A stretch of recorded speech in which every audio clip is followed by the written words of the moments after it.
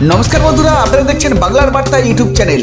সামনে 2024 লোকসভা নির্বাচন, তার মধ্যেই বঙ্গ বিজেপির গোড়া আরো মজবুত করতে দলে যোগ দিতে চলেছেন কলকাতার বর্ষিয়ান নেতা। তবে আপনারা হয়তো মনে করছেন বাবুল সুপ্রিয় বা অর্জুন সিং, কিন্তু এদের দুজনের মধ্যে কোনোটাই না। আগামী 24 ঘন্টার মধ্যে বিজেপিতে যোগ দেবেন এই বর্ষিয়ান নেতা। হ্যাঁ, আপনারা ঠিকই ধরেছেন, ইনি হলেন কৌস্তব বাগচি। ইতিমধ্যে কৌস্তব বাগচি কংগ্রেসের হাইকমান্ডকে পদত্যাগপত্র পাঠিয়ে দিয়েছেন, আর তাই নিয়ে শোরগোল পড়ে গেছে রাজ্য রাজনীতিতে। তিনি যে প্রতিজ্ঞা করেছিলেন সেই প্রতিজ্ঞা কি রাখবেন তিনি? এই প্রসঙ্গে তিনি বলেন, 2023 সালে 4 মার্চ জামিনের মুক্তি পেয়ে হুঙ্কার দিয়েছিলেন তৎকালীন কংগ্রেস নেতা কৌস্তব বাগচি। তিনি প্রতিজ্ঞা করেছিলেন যতদিন না পর্যন্ত মমতা বন্দ্যোপাধ্যায়ের সরকারকে উদ্ঘাট করছেন ততদিন মাথার চুল তিনি রাখবেন না। 2024 সাল 28 ফেব্রুয়ারি প্রদেশ কংগ্রেসের কাছে পদত্যাগ পাঠালেন কৌস্তব বাগচি।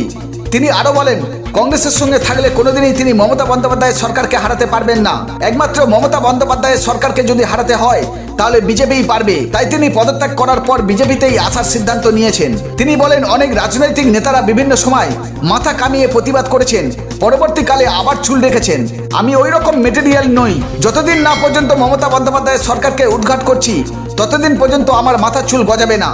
অর্থাৎ তিনি স্পষ্ট বার্তা দিলেন, কংগ্রেস ছেড়ে তিনি বিজেপিতে যোগদান করতে চলেছে।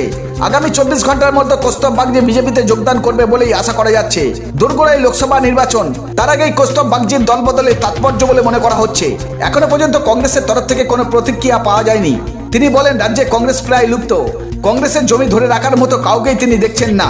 তবে আশা করা যাচ্ছে আগামী 24 ঘন্টার মধ্যে শুভেন্দু অধিকারীর হাত ধরে তিনি বিজেপিতে যোগদান করতে পারেন। তো বন্ধুরা, আপনাদের মতামত অবশ্যই কমেন্ট বক্সে কমেন্ট করে জানাবেন। আবার দেখা হবে পরবর্তী ভিডিওতে।